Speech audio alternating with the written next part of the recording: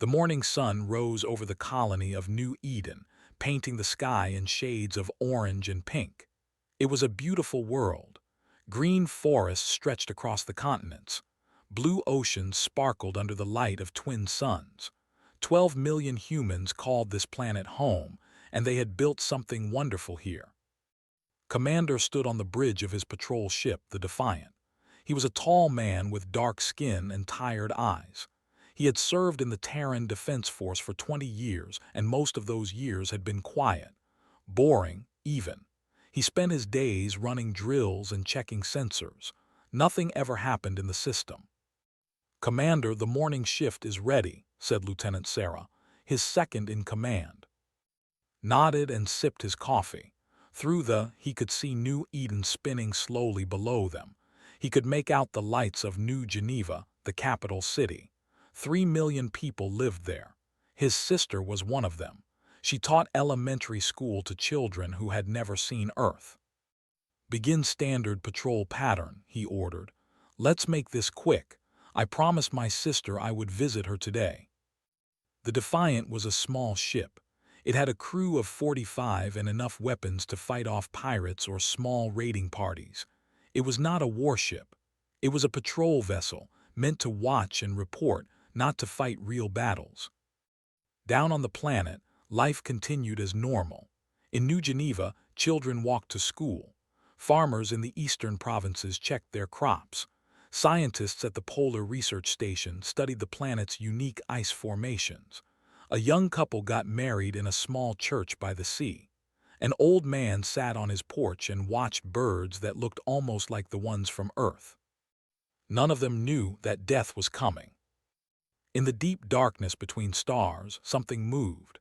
47 massive ships traveled through fold space, that strange dimension where the normal rules of physics did not apply.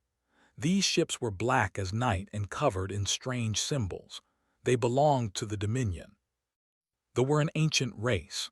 They had ruled their corner of the galaxy for 6,000 years. They were tall and thin, with gray skin and 4 eyes that glowed with cold intelligence. They believed they were superior to all other species. They believed the galaxy belonged to them by right.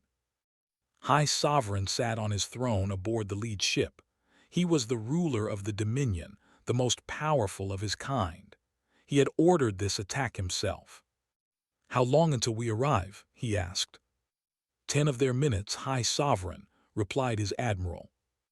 Smiled, showing rows of sharp teeth. "Good. The humans must learn their place. They expand too quickly. They breed too fast. They must be taught that some territories are forbidden to them." "Should we demand their surrender first?" "No," said the High Sovereign. "Dead species do not need to surrender. We will destroy this colony completely. The other humans will see what happens to those who ignore our warnings. They will learn to fear us, or they will die." They had done this before, many times. They had burned dozens of worlds belonging to other species. Some of those species no longer existed. They called it pruning the garden. They believed they were making the galaxy better by removing the weak. Aboard the Defiant, a young sensor officer named James Wright frowned at his screen. Something strange was happening. The readings made no sense. "Commander," he said, his voice uncertain, "I'm detecting some kind of energy signature. I've never seen anything like it." Walked over to look at the screen. The readings were bizarre. It looked like space itself was tearing open. "What is that?" asked Lieutenant. Before anyone could answer, the sky above New Eden split apart. 47 dreadnoughts appeared out of nowhere. They were enormous, each one several kilometers long. Their hulls were covered with weapons that glowed with deadly energy. Felt his heart stop. He had studied at the academy. He knew what they were capable of. He knew his little patrol ship had no chance against even one of those monsters. "Send a distress signal," he ordered, his voice somehow steady. "Maximum priority. Tell Earth what is happening. Tell them everything." "Commander, they're charging weapons," shouted Wright. Grabbed the communication panel himself. "All orbital platforms, this is Commander of the Defiant. We are under attack. Repeat, we are under attack. Begin immediate evacuation of the civilian population. Get as many people off the planet as possible. He knew it was hopeless. Those ships could destroy the entire planet in minutes, but he had to try. He had to do something. The first shots came without warning. Beams of purple energy lanced down from the fleet. They struck the orbital defense platforms first. These were humanity's first line of defense, armed with missiles and rail guns. They lasted less than 30 seconds. The weapons cut through them like a hot knife through butter. Metal melted. Explosions bloomed in the silent darkness of space. 300 people died in the first minute. "Return fire," shouted, "everything we have." The Defiant launched its missiles and opened up with its rail guns. The weapons were tiny compared to the ships. They did almost nothing. A few missiles exploded against enemy shields. A few bullets scratched the paint on their hulls. That was all. On the planet below, people looked up and saw fire in the sky. They saw their defense platforms burning and falling. They saw the massive shapes of alien ships, dark against the blue sky. And then the bombardment began. They turned their weapons on New Geneva first. They fired beams of energy that turned buildings to ash in seconds. They dropped bombs that created craters a kilometer wide. The beautiful capital city, home to 3 million souls, disappeared under a storm of fire and death. Sister died in the first wave. She was standing in front of her classroom, teaching children about the history of Earth. She was telling them about the great forests of Africa and the tall buildings of Lagos. One moment she was there. The next moment, she and her students and the school and the entire neighborhood were gone, turned to vapor by weapons built to destroy worlds. "No," whispered, watching the destruction. "No, no, no." The evacuation ships tried to launch. Brave pilots flew their shuttles up through the atmosphere, desperate to save anyone they could. They shot them down, every single one. They didn't want survivors. They wanted a message. The Defiant fought on, even though it was hopeless, ordered his ship to attack the nearest dreadnought. They fired everything they had. Their missiles exploded uselessly. Their bullets bounced off shields. The dreadnought turned its attention to them. "Commander," said Lieutenant, tears streaming down her face, "it's been an honor." "Make sure the recording is transmitting," said. "Earth needs to see this. They need to see what was done here." "It's transmitting. They'll get everything." "Good." The beam hit the Defiant and tore it apart. Felt a moment of terrible heat and then nothing. He died alongside his crew, 45 souls lost in an instant. On New Eden, the killing continued. They were thorough. They destroyed every city, every town, every village. They burned the forests and boiled the oceans. They hunted down humans hiding in caves and bunkers. They killed the scientists at the polar station. They killed the farmers in their fields. They killed the old man on his porch and the young couple who had just gotten married. 12 million humans lived on New Eden when the sun rose that morning. By sunset, not one of them remained alive. The admiral approached his high sovereign. "The operation is complete. No survivors." Nodded with satisfaction. "Transform the surface to glass. Let it serve as a monument to human foolishness." The fleet fired again, this time with sustained bombardment that melted the planet's surface. When they were finished, New Eden was a dead world. Its surface was smooth and glassy, reflecting the light of the twin suns. Nothing would ever grow there again. "Send a message to the human government," ordered the High Sovereign. "Tell them what we have done. Tell them that the same fate awaits any colony they establish beyond the Orion Spur. They may expand no further." The fleet gathered itself and disappeared into fold space, leaving behind a burning monument to their cruelty. 14 hours later, the transmission from the Defiant reached Earth. Admiral Helena received the message first. She was 62 years old, with gray hair and eyes like steel. She had served in the Terran Navy her entire adult life. She had fought pirates and put down rebellions and kept the peace for 40 years. She thought she had seen everything. She was wrong. She watched Commander's final recording in silence. She watched the ships appear. She watched the orbital platforms burn. She watched New Geneva disappear under fire from above. She heard the screams and the prayers and the desperate final messages from people who knew they were about to die. When the recording ended, she sat alone in her office for a very long time. Then she made a call. "Summon the United Terran Assembly," she said. "Emergency session, full attendance, no exceptions." 3 hours later, the representatives of humanity gathered in the Great Chamber on Earth. Presidents and prime ministers, generals and admirals, scientists and diplomats. The most powerful people in human civilization sat in their seats and waited to hear why they had been called. Admiral walked to the center of the chamber. She looked old and tired and very, very angry.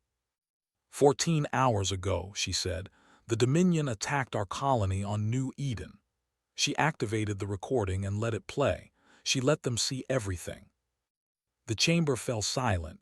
Some representatives wept, others cursed. A few prayed quietly. They watched 12 million of their people die. They watched their ships burn. They watched their world turn to glass. When the recording ended, no one spoke for a long time. Finally, the Chancellor of Earth stood. He was a young man named David, elected just 2 years ago on a platform of peace and cooperation with alien species. His hands were shaking. "Do we know why they did this?" he asked. "Yes," said, "they sent us a message afterward. They say we expanded too far. They say we must not establish colonies beyond the Orion Spur. They say they will do this again if we disobey." "Then perhaps we should negotiate," said one representative. "Perhaps we can find a peaceful solution." Turned to look at him. Her eyes were like frozen fire. Negotiate? They didn't negotiate. They didn't warn us. They didn't demand anything. They simply killed 12 million people and burned a world to glass. There is nothing to negotiate. "Then what do you suggest?" asked the Chancellor. Admiral walked to the main console. She entered a code that only 7 people in all of humanity knew. The holographic display changed, showing something that most of the representatives had never seen before. Ships, hundreds of ships, thousands of ships, ships hidden in asteroid fields and behind moons, ships buried under the ice of frozen worlds, ships that had been waiting for 300 years. "For centuries," said, "humanity has shown the galaxy a peaceful face. We built trade ships and passenger liners. We made friends and formed alliances. We pretended to be explorers and diplomats." She paused, letting them look at the hidden fleet. "That was a mask. Underneath, we never forgot what we truly are. We are the children of a world that tried to kill us with ice and fire and plague. We are the descendants of people who survived wars that killed hundreds of millions. We have been fighting each other since before we could write. War is in our blood. It is in our bones. It is in our souls." She turned to face the assembly. "These ships are our true inheritance. Project Prometheus. Project Resurrection. 800 capital ships. 4,000 support vessels. Weapons that we have never shown to any alien species. Weapons that would give them nightmares if they knew." The Chancellor stared at the display. "We kept this secret for 300 years. Yes, we hoped we would never need it. We hoped the galaxy would be friendly. We were wrong." "What are you proposing, Admiral?" His voice was cold and hard as stone. "They believe we are weak. They believe we will bow down and obey them out of fear. They killed 12 million innocent people to send us a message." She took a deep breath. "I propose we send a message of our own. I propose we wake the Armada. All of it. I propose we show them what happens when you hurt humanity. I propose we teach them that some lessons are written in fire." The chamber erupted in argument. Some wanted peace. Some wanted revenge. Some were afraid. Some were angry. The debate raged for hours. In the end, they voted. The result was nearly unanimous. Humanity would go to war. Admiral stood at the window of her office, looking up at the stars. Somewhere out there, they were celebrating their victory. They were congratulating themselves on putting the humans in their place. They had no idea what was coming. She thought about the 12 million dead, the children who would never grow up, the families destroyed. The dreams ended. She thought about Commander and his brave crew fighting to the end against impossible odds. "We will remember you," she said softly to the stars, "and we will make them pay." Across human space, in hidden shipyards and secret bases, ancient machines began to wake. Engineers who had spent their entire careers maintaining ships they never expected to use received new orders. Soldiers who had trained for wars they hoped would never happen were mobilized. The sleeping giant was opening its eyes. 6 months. That's how long they needed to prepare. 6 months to wake the Armada. 6 months to train the crews. 6 months to plan the campaign. They had 6 months of peace left. They just didn't know it yet. On the glassy surface of what had been New Eden, the twin suns set on a dead world. But in the darkness of space, new stars were beginning to shine. The lights of human warships, waking from their long sleep. The fires of vengeance were being lit. And they would burn across the galaxy. Deep in the cloud, far beyond the last planets of the solar system, something was waking up. For 300 years it had slept in the frozen darkness. Now its lights were coming on. Its engines were warming. Its weapons were charging. The TNS Retribution was the largest warship humanity had ever built. It was 7 kilometers long. Its hull was black as space itself. It carried enough weapons to crack a planet in half. And for 3 centuries, it had waited in the cold darkness for a war that everyone hoped would never come. Captain stood on the bridge and watched her crew bring the great ship back to life. She was 50 years old, with short black hair and a scar across her left cheek. She had spent her entire career in the reserve fleet, training for this day while praying it would never arrive. "Main power is online," reported her chief engineer. "All reactors functioning at full capacity. Weapons systems coming online now. We'll need another 6 hours to complete the diagnostic checks." Nodded. 6 hours. After 300 years of sleep, they would be ready to fight in 6 hours. The engineers who had designed this ship had done their jobs well. All around the solar system, the same scene was repeating itself. Ships were waking up. Crews were taking their stations. The hidden might of humanity was revealing itself at last. In the asteroid belt, the battleship's Vengeance broke free from its rocky tomb. It was named after an ancient Earthship that had fought impossible odds. Its captain watched as 200 other ships of the 7th Strike Group emerged from the asteroids around her. Their hulls gleamed in the distant sunlight. Their weapons bristled like the spines of angry animals. "All ships reporting ready," said her communications officer. "The Admiral is requesting a status update." "Tell her we're ahead of schedule," replied. "The 7th Strike Group will be ready to move in 4 days." On Earth, Admiral Helena coordinated the massive mobilization. She had not slept more than 3 hours a night since the attack on New Eden. She survived on coffee and anger. Her staff had tried to convince her to rest, but she refused. How could she sleep when there was so much to do?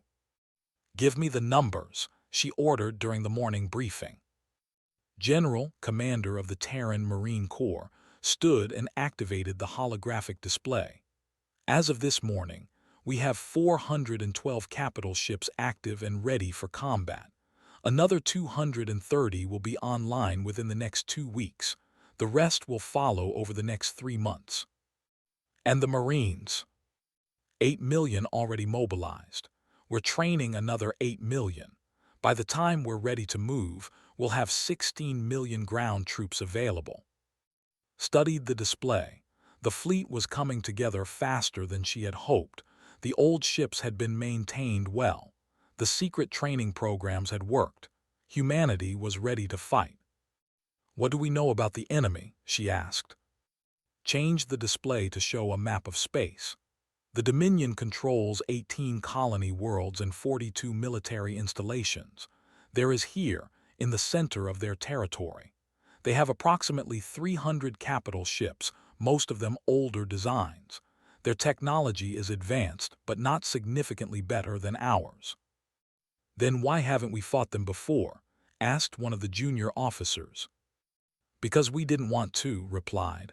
We hoped we could share the galaxy peacefully. We thought that if we showed them we were not a threat, they would leave us alone. She shook her head.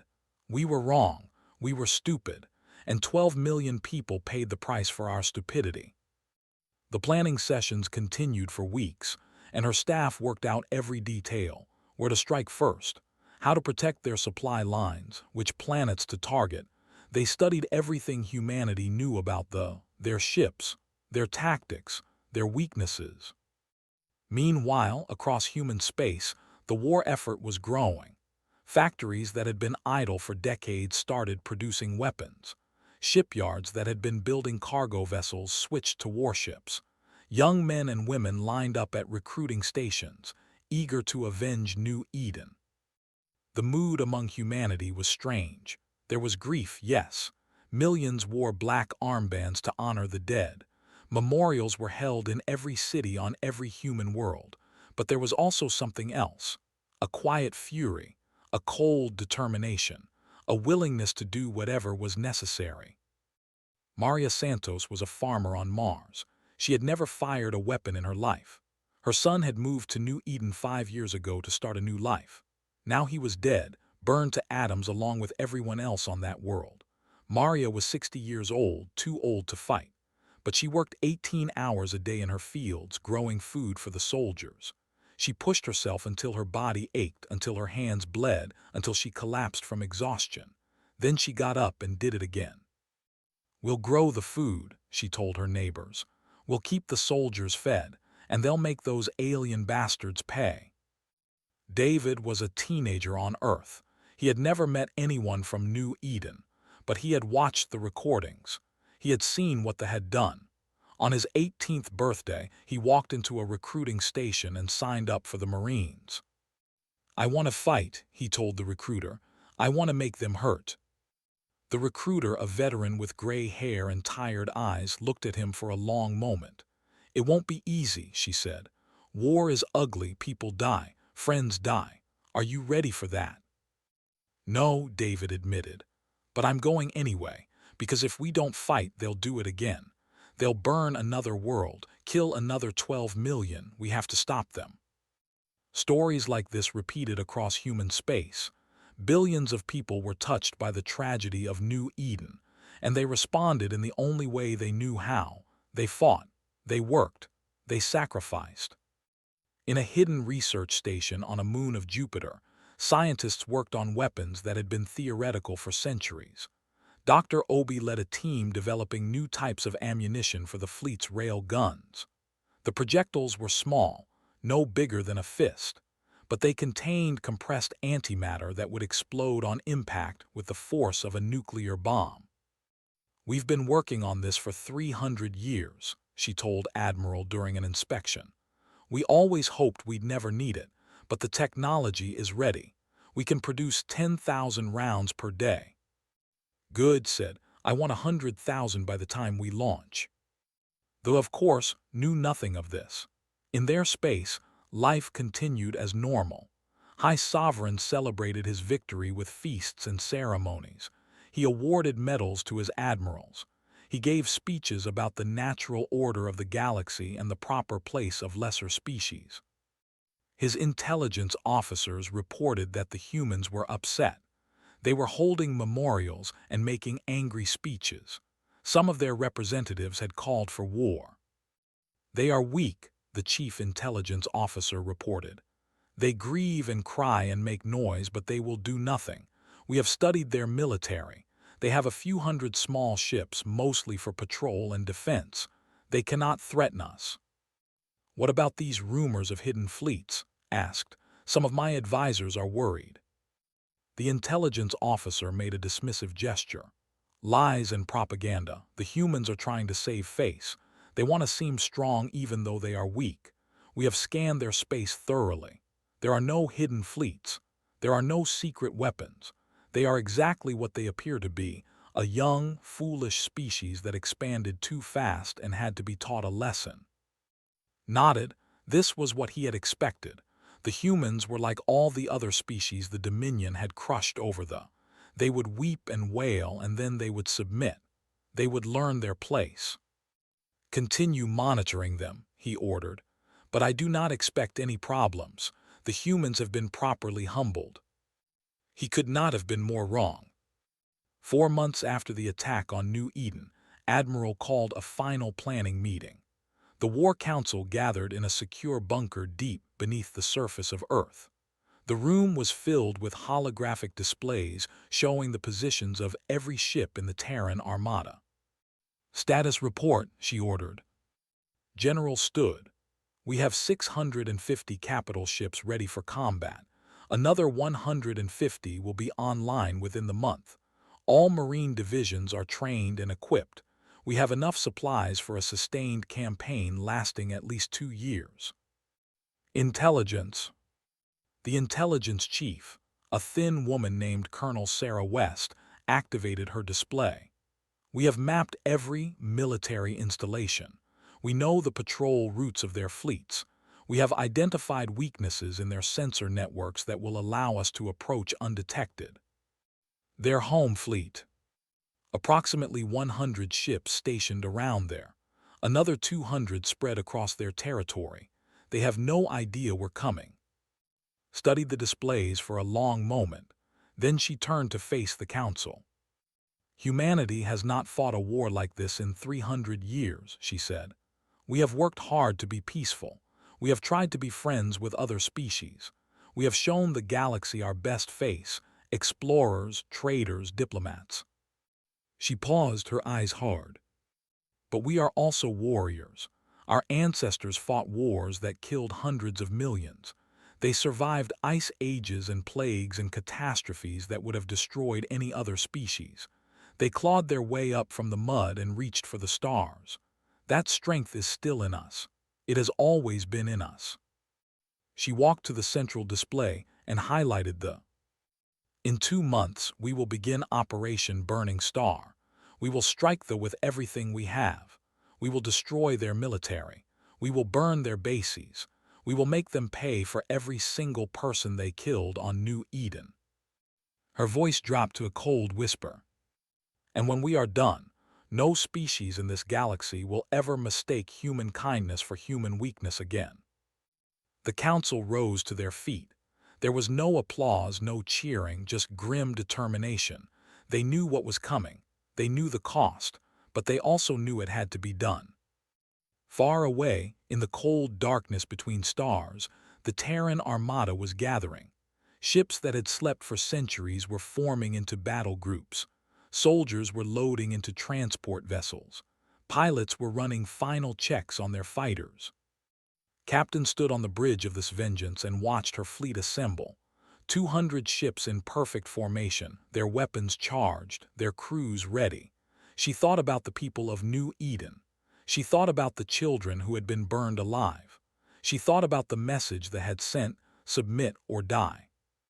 "We have a different message," she said softly, "and we're going to deliver it personally." In her quarters on the Retribution, Admiral looked at a photograph. It showed a young woman with a bright smile, her daughter, who had moved to New Eden 10 years ago. Her daughter, who was now dead along with 12 million others. "I'm coming, Maria," she whispered. "I can't bring you back, but I can make sure it never happens again. I can make them remember." She put the photograph away and walked to the bridge. The fleet was ready. The soldiers were ready. Humanity was ready. In 2 months, they would learn a lesson they would never forget. The sleeping giant had awakened. And it was angry. 1 month before launch, a message arrived from the Galactic Council. The Council was an organization of alien species that tried to keep peace in the galaxy. They had heard about the destruction of New Eden, and they had finally decided to respond. The message was simple. The council urged both sides to negotiate peacefully and avoid further bloodshed. Read the message with disgust. Where were they when New Eden burned? She asked. Where was their call for peace when 12 million humans were being slaughtered? She composed a response. To the Galactic Council, we appreciate your concern. However, the time for negotiation was before the killed 12 million innocent people. They chose war. We are simply responding in kind. We suggest you stay out of our way. The Council sent more messages. They warned of the dangers of war. They spoke of cycles of violence and the importance of restraint. They reminded humanity that they were powerful and dangerous. Ignored them all. 2 weeks before launch, she addressed the entire fleet via holographic broadcast. 800 capital ships, 4,000 support vessels, 16 million soldiers. They all watched as their admiral stood before them and spoke. In 2 weeks, we begin the greatest military campaign in human history. Some of you will not come home. I will not lie to you about that. War is cruel and it takes the best of us. She paused, letting her words sink in. But I promise you this, every sacrifice will be honored. Every death will have meaning. We fight not for conquest or glory, but for justice. We fight so that what happened on New Eden will never happen again. We fight for the 12 million who can no longer fight for themselves. Her voice rose. They believe we are weak. They believe we will bow down and accept their cruelty. They believe they can murder our people and face no consequences. She smiled grimly. We are about to prove them wrong. We are about to show them what humanity really is. We are about to teach them a lesson that will echo across the galaxy for 1,000 years. She raised her fist. For New Eden. 800 ships answered as one. The sound echoed through space, a battle cry that promised vengeance. For New Eden. The countdown had begun. 6 months to the day after the destruction of New Eden, the Terran Armada crossed into space. They came in silence, their ships running dark, their engines at minimum power. Colonel Sarah West and her intelligence team had found gaps in the sensor network, and the fleet slipped through like ghosts in the night. Admiral Helena stood on the bridge of the Retribution, watching the stars slide past. Around her, officers worked at their stations, calm and focused. They had trained for this moment for months. For some of them, they had trained for their entire lives. Time to target, she asked. 3 hours, Admiral, replied her navigation officer. The fleet is in position. Nodded. Their first target was Prime, a border world. It had a large military base and a small fleet of 30 ships. It was the first step in their long journey toward the 3 hours later, the Terran Armada emerged from the darkness. 312 warships materialized in perfect formation around Prime. The planet's defense stations detected them immediately, but by then it was far too late. Governor of Prime was in his office when the alarm sounded. He ran to his command center and stared at the sensor displays in disbelief. So many ships, more than he had ever seen in one place. And they were not ships. Get me the High Sovereign, he shouted, and open a channel to those vessels. The communication officer worked frantically at his console. Channel open, Governor. Tried to keep his voice steady. Unknown fleet, you are in Dominion space. You will identify yourselves immediately and explain your presence. Any hostile action will be met with. Governor. The voice that interrupted him was cold and hard. On his screen, a human female appeared. She had gray hair and eyes that showed no mercy. I am Admiral Helena of the Terran Armada. 6 months ago, your people attacked our colony of New Eden. You killed 12 million humans, men, women, and children. You burned the world to glass. You offered no warning. You showed no mercy. Felt his heart begin to race. That was the High Sovereign's decision. I had nothing to do with. It was a decision made by the Dominion, interrupted. Your Dominion, your government, your people. And now you will all pay the price." "You cannot do this," shouted. "The consequences will be—" "Consequences?" smiled, but there was no warmth in it. "Governor, we are the consequences. We are what happens when you murder innocent people and expect no response. We are what happens when you mistake kindness for weakness." The channel went dead. Turned to his military commander. "All ships, all defense stations, open fire, destroy them." The 30 ships around Prime launched themselves at the Terran fleet. The defense platforms charged their weapons and began firing. For a moment, space was filled with the light of energy beams and missiles. It was not even close to a fair fight. The Terran ships moved with perfect coordination, each one knowing exactly where it needed to be. Their weapons were unlike anything they had ever seen. Rail guns fired projectiles that exploded with the force of small nuclear bombs. Missiles tracked their targets with impossible accuracy. Energy weapons cut through shields like paper. The first ship was destroyed in the opening seconds. It simply exploded, breaking apart into a cloud of burning debris. The second followed moments later, and the third, and the fourth. Governor watched in horror as his entire fleet was annihilated in less than 11 minutes. 30 ships, crewed by thousands of warriors, were reduced to scrap metal. The defense platforms lasted even less time. The Terran ships picked them off one by one, their weapons never missing. When it was over, Prime had no defenses left. The bombardment began. Terran ships positioned themselves over military installations and began firing. Barracks were destroyed. Weapons factories were flattened. Shipyards were reduced to rubble. The Terrans were precise, targeting only military locations. Civilian areas were left untouched. Governor watched his world's military capability disappear. Years of work, thousands of soldiers, weapons that had taken decades to build, all gone in hours. When the bombardment ended, a new message played on every frequency in the system. It was Admiral again. "To the people of Prime, your military has been destroyed. Your ships are gone. Your weapons are gone, but we have not harmed your civilians. We have not burned your cities. We have not killed your children." Her voice grew colder. "This is the difference between us and you. You slaughter innocents. We punish the guilty. You destroy without mercy. We destroy with purpose. Remember this day. Remember what humanity is capable of when provoked." The final message was simple, broadcast across the entire system and beyond. For New Eden, 17 worlds remain. Then the Terran fleet vanished, jumping away to their next target. News of the attack on Prime reached the within hours. High Sovereign was in his palace when the report arrived. He read it 3 times, unable to believe what he was seeing.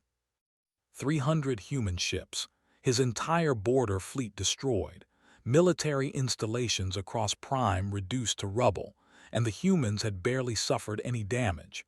A few ships with minor problems, nothing more. "This is impossible," he whispered. "The humans do not have ships like this. They cannot have weapons like this." "The reports are confirmed, High Sovereign," said his intelligence chief, who was now shaking with fear. "Multiple sources. The humans attacked with overwhelming force. Our ships were destroyed in minutes." "You told me they were weak," screamed. "You told me they had no hidden fleets. You told me they could not threaten us." The intelligence chief had no answer. He had been wrong, terribly, catastrophically wrong. "Summon all fleet commanders," ordered. "Recall every ship to our central systems. Prepare for war. The humans want a fight and we will give them one." But even as he gave the orders, a cold fear was growing in his hearts. He had studied many species over his long life. He had crushed dozens of them. They had always followed the same pattern: grief, anger, and then surrender. They had never struck back.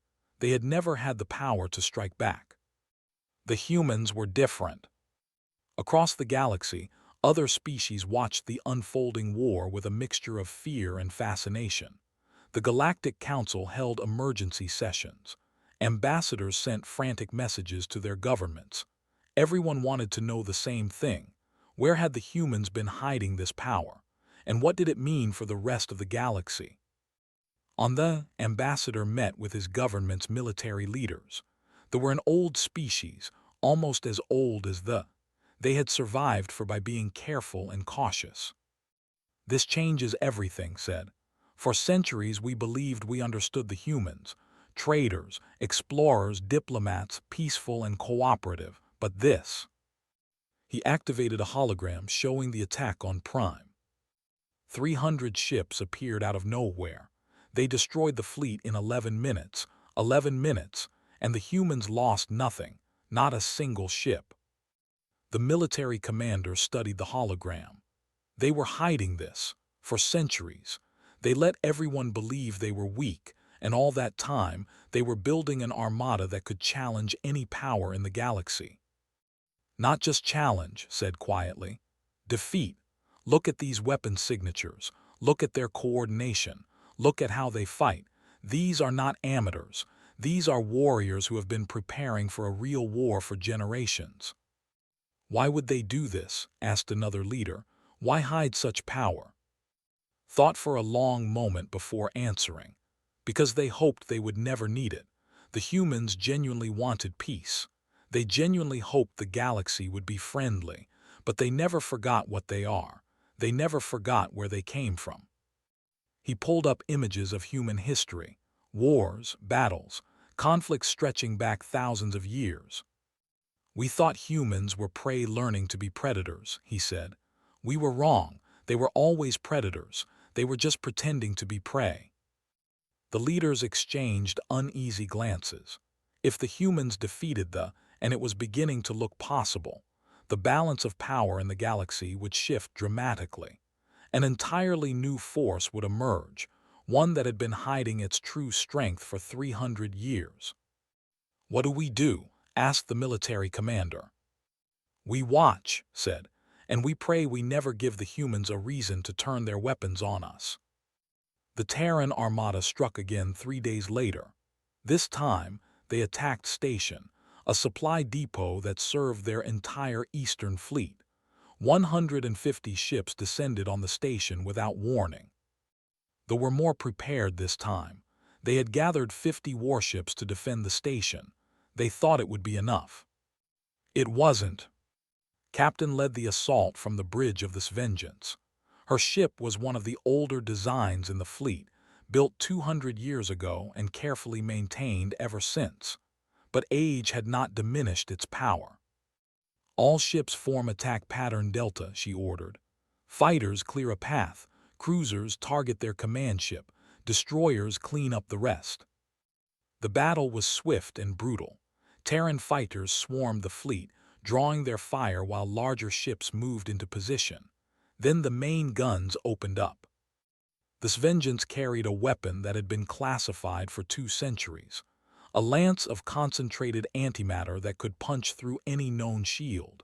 Had never fired it in combat before. Today, she would use it for the first time. Main gun charged, reported her weapons officer. Fire. A beam of pure destruction shot from this vengeance. It struck the flagship dead center. The shields held for less than a second before collapsing. The beam continued through the ship, exiting the other side and hitting a second vessel behind it. Both ships exploded moments later. The fleet broke. Ships tried to flee in every direction. The Terrans hunted them down. By the time it was over, 47 ships had been destroyed. The remaining 3 had escaped into fold space, heavily damaged. The Terrans had lost 2 fighters. The pilots had ejected safely and were recovered. Station was reduced to debris. Its supplies, food, fuel, ammunition for an entire fleet were scattered across space. Looked at the destruction and felt nothing, no joy, no satisfaction, just cold determination. Send the standard message, she ordered, for New Eden. 16 worlds remain. They received the news with growing despair. 2 attacks, dozens of ships lost, 2 critical installations destroyed, and the humans seemed unstoppable. His advisors were terrified. Some argued for immediate surrender. Others wanted to concentrate all forces around them. A few still insisted they could win if they just gathered enough ships. "They are only humans," one general said. "We have defeated hundreds of species. We can defeat them too." "Can we?" asked. "They destroyed 30 ships in 11 minutes. They destroyed 50 more in less than an hour. Their weapons cut through our shields like they weren't there. Their tactics are flawless, and they have 800 capital ships, maybe more." He looked at his general with ancient, tired eyes. "I have ruled the Dominion for 200 years. I have crushed rebellions and conquered worlds. I thought I understood power. I thought I understood war." He shook his head slowly. "I was wrong. The humans. The humans are something else entirely. Something we have never faced before. Something we may not be able to defeat." The general had no response. For the first time in his life, he was beginning to feel something he had never felt before. Fear. The Pyre campaign, as the humans would later call it, had begun, and it was only getting started. In her quarters aboard the Retribution, Admiral reviewed the reports from the first 2 attacks. Everything had gone according to plan. Better than planned, actually. Though we're weaker than expected, their defenses more outdated, their tactics more predictable. "We're winning," said General, who was meeting with her via hologram. "At this rate, we could reach there in 8 months instead of 12. "Perhaps," replied, "but we won't rush. We will be thorough, every military installation destroyed, every fleet base eliminated. When we reach there, I want them to have nothing left. No ships, no weapons, no hope." "And the civilian populations?" "We don't touch them. We are not butchers. We strike military targets only. We show them there is a difference between them and us." Nodded. "The troops understand. Everyone knows the rules. Military targets only." Good. Pulled up a map of space. "Our next target is Station, their primary fleet base. Intelligence says they're concentrating ships there. 200 vessels, maybe more." "That's their largest fleet outside the—" "Exactly. We destroy it and we break their back. After, they won't be able to mount any significant resistance." She studied the map with cold calculation. "In 3 weeks we hit, and we hit it hard." The war was far from over, but humanity was winning. And across the galaxy, species that had once looked down on the young, upstart humans were beginning to realize a terrible truth. The Predator was no longer pretending. The Pyre campaign burned across space like a wildfire that could not be stopped. In the 3 months since the first attack on Prime, the Terran Armada had struck 12 military installations, destroyed 140 enemy ships, and reduced billions of credits worth of military equipment to scrap metal.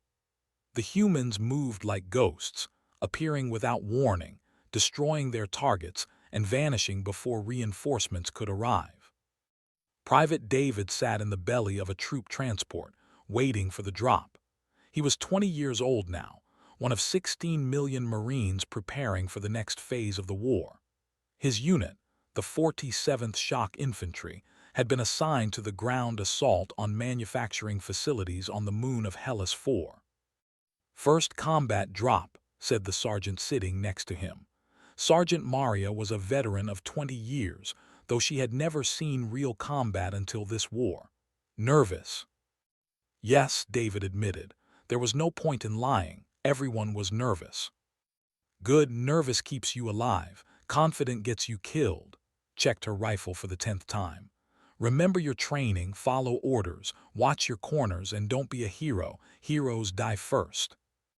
The transport shook as it entered the moon's thin atmosphere.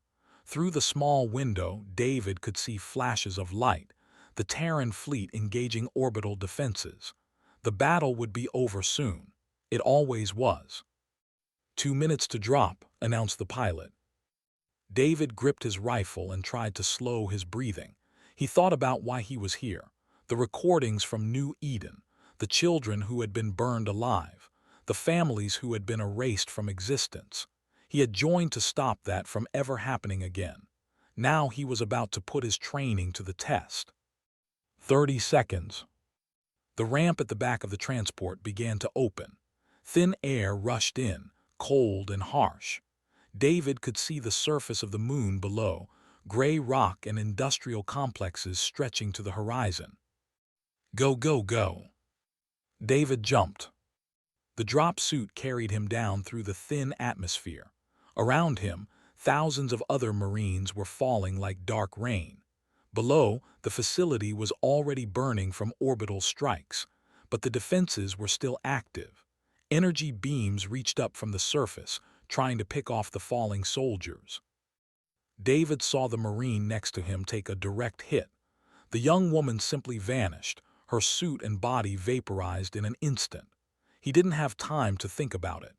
He activated his suit's thrusters and adjusted his fall, dodging through a web of enemy fire. He hit the ground hard, rolling to absorb the impact. His rifle was up before he finished rolling, sweeping for targets. A soldier appeared around a corner, four-eyed and gray-skinned, raising its weapon. David fired first. The alien went down. "Move, move," Sergeant was shouting.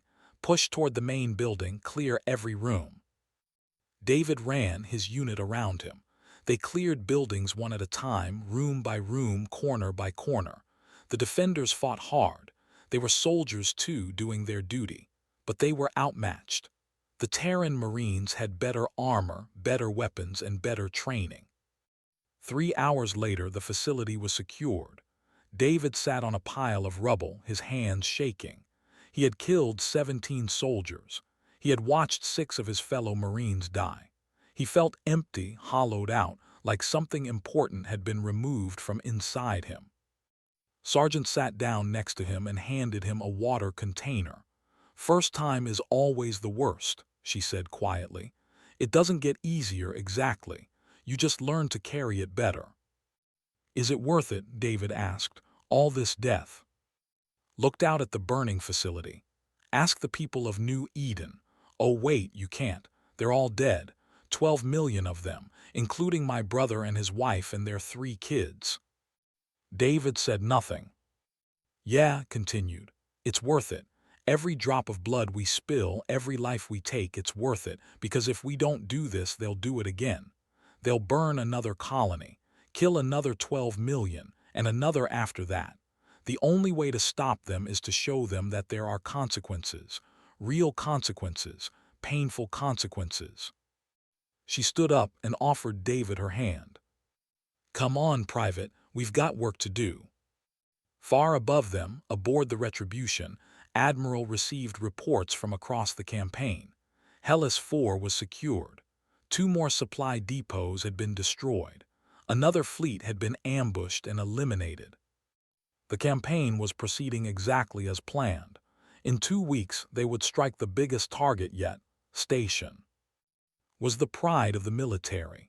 It was their largest fleet base, their primary shipyard, their most powerful defensive position outside the High Sovereign had ordered 200 ships to gather there, the largest concentration of naval power ever assembled. He believed it would be enough to stop the humans. Captain studied the intelligence reports on with intense focus. Her ship, this Vengeance, would be leading the assault. She had been given this honor because of her performance in previous battles. Now she had to live up to it. 200 ships, said her first officer. That's the largest force we've faced. True, replied, but look at their positions. They're clustered too tightly around the station. They think their numbers will protect them. They don't understand that numbers mean nothing if you can't maneuver. What's our approach? Pointed at the holographic display. We come in from 3 directions simultaneously. Admiral leads the main fleet from here. The 5th Strike Group attacks from the flank. We lead the 7th Strike Group straight at their command vessels. A hammer and anvil. More like 3 hammers, said with a thin smile. No anvil, just hammers. The battle plan was distributed across the fleet. Every ship knew its role. every crew trained for their specific tasks. The Terran Armada moved into position over 3 days, approaching through multiple fold space jumps to avoid detection. On the morning of the attack, Admiral addressed her fleet one final time. Today we face their largest force. Today they believe they can stop us. Today we prove them wrong. Her voice was iron. Remember New Eden. Remember the 12 million. Fight hard, fight smart, and show no mercy to their warships. For those who fall today, know that your sacrifice will be honored for generations. Your names will be remembered. Your deaths will have meaning. She paused. All ships prepare for combat. On my mark, we jump. 300 Terran warships engaged their fold space drives and vanished from normal space. They reappeared around station in perfect formation. The defenders had only seconds to react. All ships weapons free, commanded. The battle began. They fought hard. They had to. This was their most important base, their last real hope of stopping the human advance. 200 ships launched themselves at the Terran fleet, weapons blazing, shields at maximum. It wasn't enough. Captain led the 7th Strike Group directly at the command vessels. Her ship's main gun, the antimatter lance, fired again and again, each shot destroying or crippling an enemy ship. Around her, 80 other Terran vessels poured fire into the formation. The enemy fleet tried to adapt. They spread out, attempted flanking maneuvers, concentrated fire on individual Terran ships. But the humans had anticipated every tactic. Every time they tried something, the Terrans countered it. Their flagship is breaking, reported Sensors officer. She's trying to retreat. No, said coldly. No one retreats. Target the flagship. All batteries fire. This Vengeance and 12 other ships focused their fire on the command vessel. The massive ship shuddered under the assault. Its shields collapsed. Its hull began to break apart. Finally, it exploded, scattering debris across thousands of kilometers. With their flagship gone, the fleet lost all coordination. Ships tried to flee in every direction. Some collided with each other. Others were picked off by Terran hunters. A few managed to escape into fold space, but most were destroyed. The battle lasted 4 hours. 187 ships were destroyed. Station was reduced to ruins. The shipyards that had built warships for centuries were nothing but twisted metal. The Terrans lost 11 ships, 11 against 187. Admiral looked at the remains of the battle and felt a grim satisfaction. The back of the military was broken. They had nothing left that could challenge the Terran Armada. The road to there was open. Send the message, she ordered. For New Eden, 6 worlds remain. On the High Sovereign received the news of his fall in silence. His advisors waited, terrified, for his response. 200 ships, he finally said. Our best ships, our finest warriors, gone in 4 hours. High Sovereign, began his military commander. We can still what? Interrupted. Gather more ships for them to destroy, build more stations for them to burn. We are beaten. Do you not see that? He looked at his advisors with ancient, exhausted eyes. For 6,000 years, the Dominion has ruled this region of space. We have crushed every enemy that rose against us. We have burned worlds and exterminated species. We believed we were invincible. He laughed bitterly. And now we are being taught the same lesson we taught so many others, the lesson of fire and death, the lesson of consequences. What do we do, High Sovereign? Was silent for a long moment, then he spoke. Recall all remaining ships to the, prepare our defenses for the final battle, and prepare to contact the humans. His advisors stared at him in shock. You cannot mean to surrender, one of them exclaimed. I mean to survive, replied. The Dominion has existed for 6,000 years. If there is any chance of it existing for 6,000 more, we must take it. Pride means nothing if we are all dead. Across the galaxy, The news of spread quickly. Other species watched with a mixture of awe and terror. The who had terrorized this region of space for were being systematically destroyed by a species that most had dismissed as insignificant. The Galactic Council called emergency sessions. Ambassadors sent frantic messages. Military analysts studied every piece of information they could find about the Terran Armada. Everyone was asking the same question. What else were the humans hiding? On the ambassador addressed his government's senior leaders. Station is destroyed. 200 ships are gone. The humans are advancing toward the with no significant resistance remaining. How is this possible? Asked the prime leader. They were the most powerful military force in this sector. They have dominated for 6,000 years. Were corrected. They were the most powerful force, past tense. The humans have changed everything. He pulled up detailed analysis of the battle of. Look at their tactics, perfect coordination, overwhelming firepower, precise targeting. They lost 11 ships while destroying 187. That is not luck. That is not surprise. That is the result of centuries of preparation and training. But they always seemed so peaceful, said another leader. Trade ships, science vessels, diplomatic missions. Where did this come from? Shook his head slowly. It was always there, we just did not see it. The humans have a saying from their history, walk softly and carry a big stick.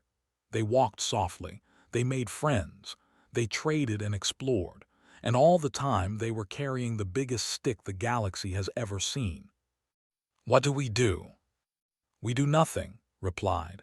We stay quiet, we stay peaceful, we make absolutely sure we never give the humans a reason to turn their attention toward us. He looked at the image of burning ships. Because if we do, we will end up just like and we cannot afford that. The Pyre campaign continued for 3 more months. One by one, the remaining military installations fell. Fleet bases, supply depots, training facilities, weapons factories, all reduced to rubble by the relentless Terran advance. Private David fought in a dozen more ground actions. He lost friends. He killed enemies. He learned to carry the weight of war on his shoulders without breaking. He became the soldier his instructors had trained him to be. Captain led her strike group through battle after battle. Each victory brought them closer to the. Each destroyed enemy ship was a payment on the debt owed for New Eden. Admiral coordinated everything from the bridge of the Retribution. She slept only a few hours each night. She reviewed every battle report, every casualty list, every piece of intelligence. She was determined that not a single life would be wasted. Every death would move them closer to their goal. 11 months after the destruction of New Eden, the Terran Armada surrounded the 800 capital ships, 16 million Marines on troop carriers, the largest military force ever assembled in the history of the galaxy, poised to strike the final blow. On his throne, High Sovereign looked at the holographic display showing the human fleet surrounding his world. So many ships, so much power, and not a single thing he could do to stop them. He activated his communication system and prepared to send a message he had never imagined sending. A message of surrender. The final chapter of the war was about to begin. The hung in space like a blue-green jewel. It was a beautiful planet covered in vast oceans and lush forests. Billions of lived there, going about their daily lives, trying to ignore the ring of warships that surrounded them. Admiral Helena stood on the bridge of the Retribution and studied the planet below. After 11 months of war, 12 battles and countless deaths, they had finally arrived. The journey from New Eden had ended here. All ships in position, Admiral, reported her communications officer. The fleet is awaiting your orders. Nodded, 800 capital ships surrounded the 16 million Marines waited in their transports, ready to land. The most powerful military force in the galaxy was prepared to deliver the final blow. We're receiving a transmission from the surface, said the communications officer. It's the High Sovereign himself. Put it through. The holographic display flickered, and the image of High Sovereign appeared. He looked old and tired, his 4 eyes dim with exhaustion and fear. The proud ruler who had ordered the destruction of New Eden now looked like a broken creature. "Admiral," he said, his voice trembling slightly, I wish to discuss terms of surrender." The bridge fell silent. Every officer stopped what they were doing and turned to watch. "Go on," said her voice cold. "The Dominion will accept defeat. We will pay whatever reparations you demand. We will submit to whatever terms you require.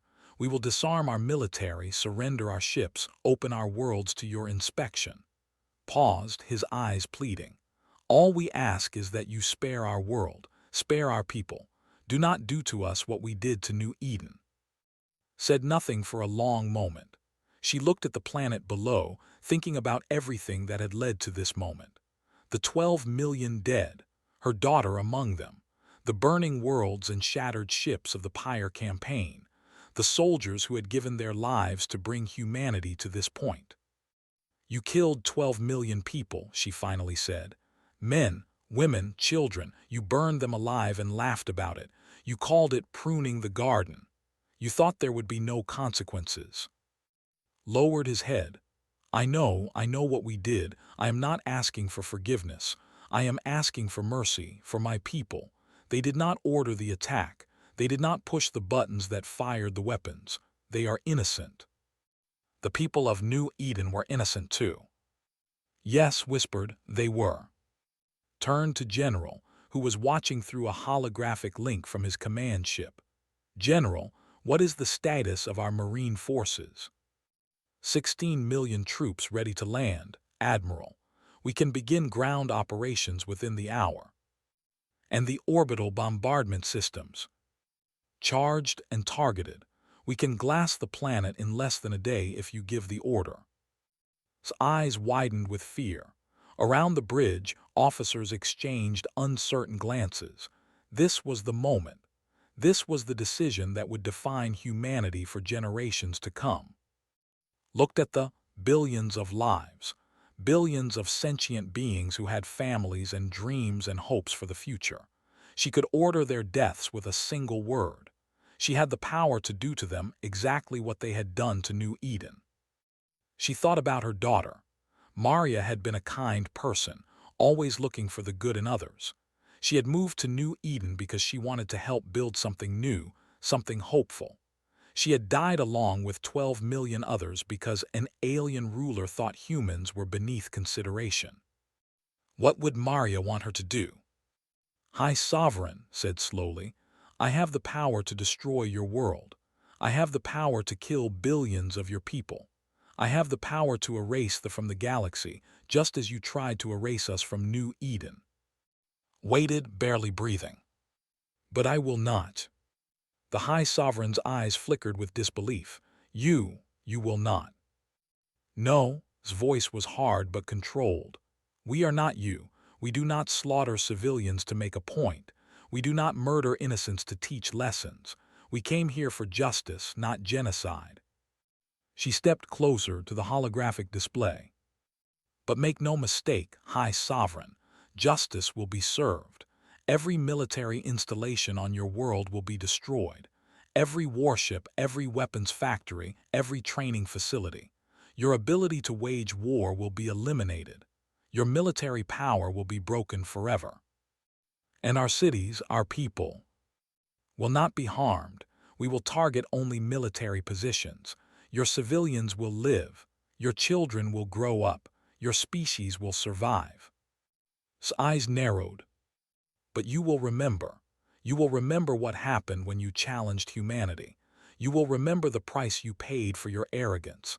And you will teach your children and your children's children that there are some species you do not threaten, some lines you do not cross, some fires you do not start." Bowed his head. "Thank you, Admiral. Thank you for showing mercy that we did not show you." "This is not mercy," replied. "This is justice. There is a difference." She turned to her tactical officer. Begin the bombardment. Military targets only. I want confirmation on every strike before it's authorized. Yes, Admiral. The Terran fleet opened fire. Beams of energy lanced down from orbit, striking military bases and weapons factories with surgical precision. Ground forces would not be needed. The fleet's weapons were accurate enough to destroy a single building while leaving neighboring structures untouched. The bombardment lasted 12 hours. When it was finished, the military was gone. Their fleet bases were craters. Their weapons factories were rubble. Their defense systems were offline permanently. A civilization that had terrorized the galaxy for 6,000 years had been defanged in a single day. When the bombardment ended, General's Marines landed. But they did not come to fight. They came to deliver a message. 50,000 troops descended on the ruins of the Dominion's Grand Military Academy, the place where officers had trained for. They cleared the rubble and prepared the ground. Engineers worked through the night, building something. The next morning, a monument stood in the center of the ruins. It was a black obelisk, 10 meters tall, made of the same glassy material that now covered the surface of New Eden.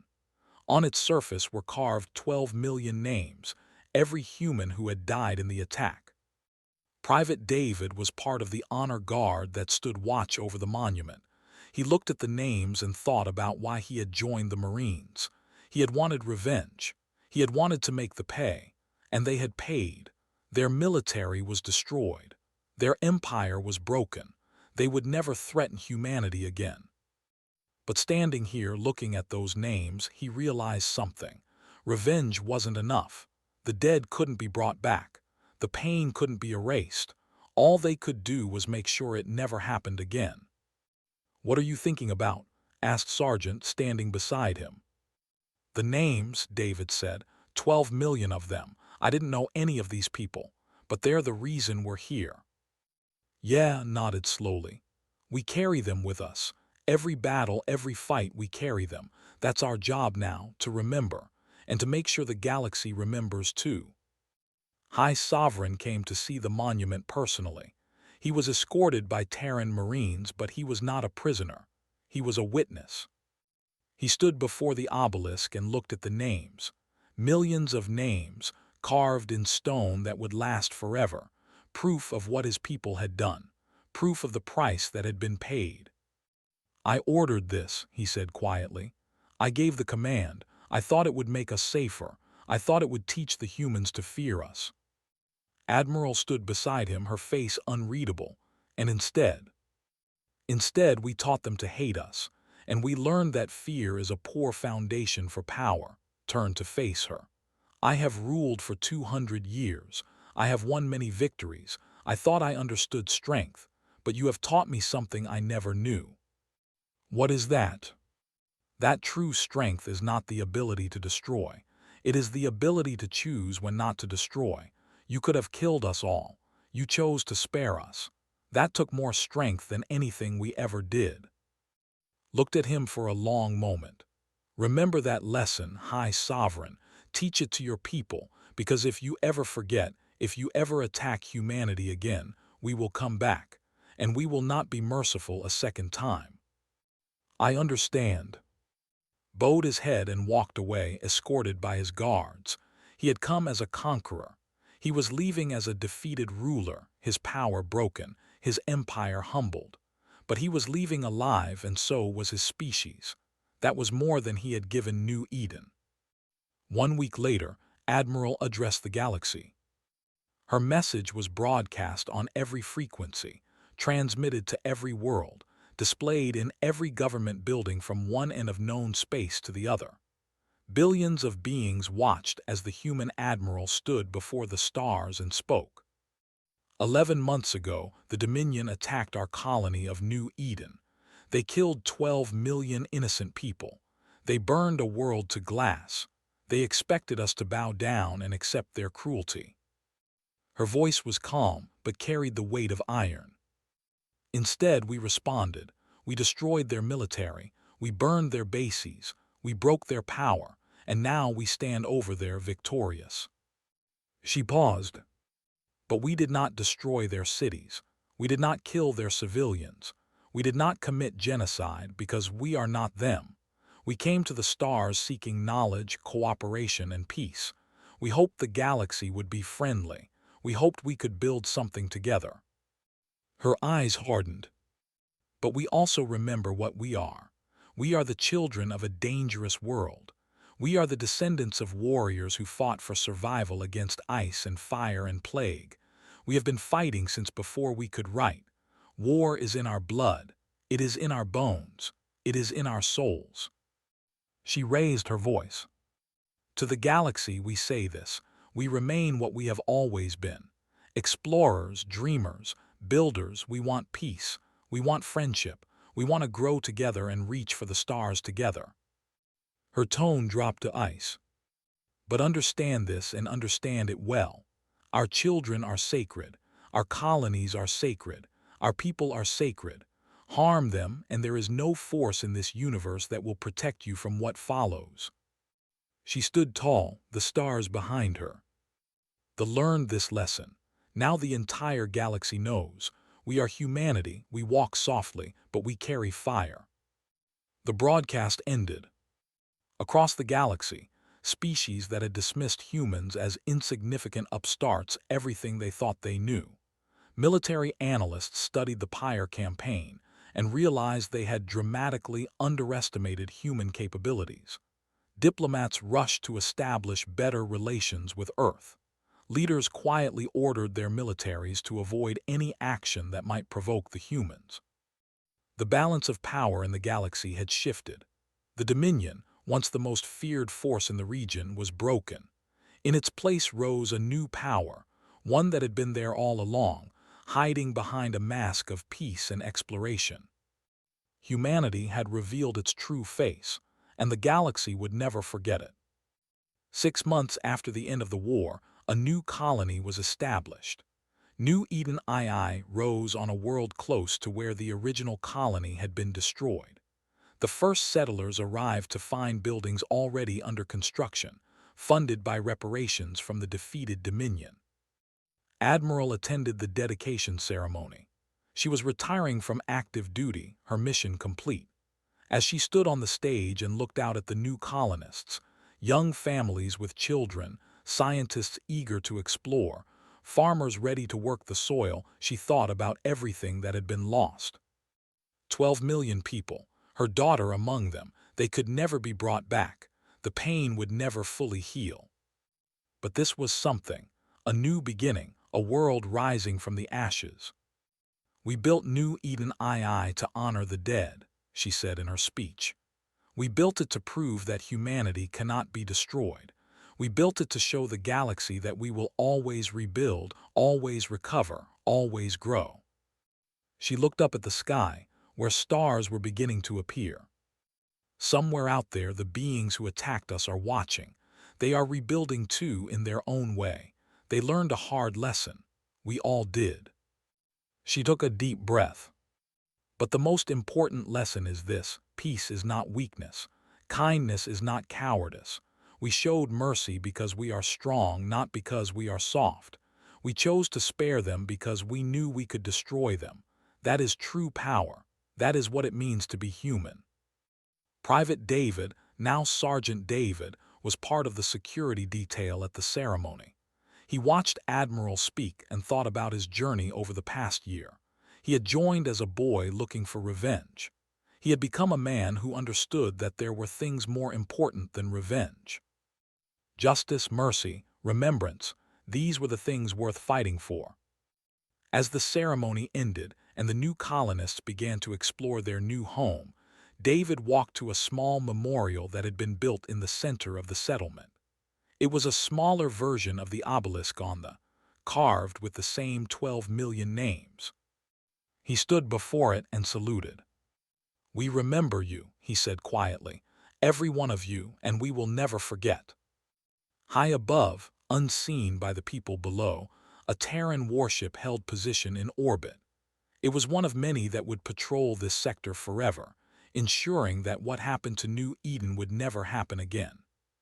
The ship was named Eternal Vigilance. Its crew kept watch over the sleeping colony, ready to defend it against any threat. The Armada would never sleep again. On a wall in Admiral's quarters on Earth, there was a photograph. It showed a young woman with a bright smile, her daughter, Maria, who had died on New Eden. Next to it was a new photograph, the first sunrise on New Eden II, taken on the day the new colony was officially established. Death and rebirth, loss and hope, the eternal cycle of humanity written across the stars.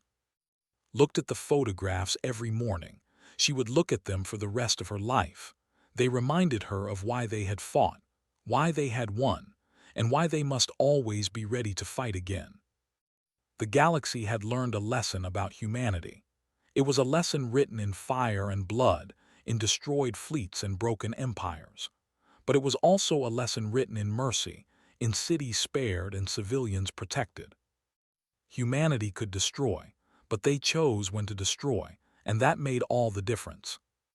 The stars continued to shine, the galaxy continued to turn, and humanity continued its journey among them, explorers, dreamers, builders, warriors, always ready to make friends, always ready to make war. The fire in their hearts would never go out. And if the darkness ever came again, they would be ready. This was their promise to the dead.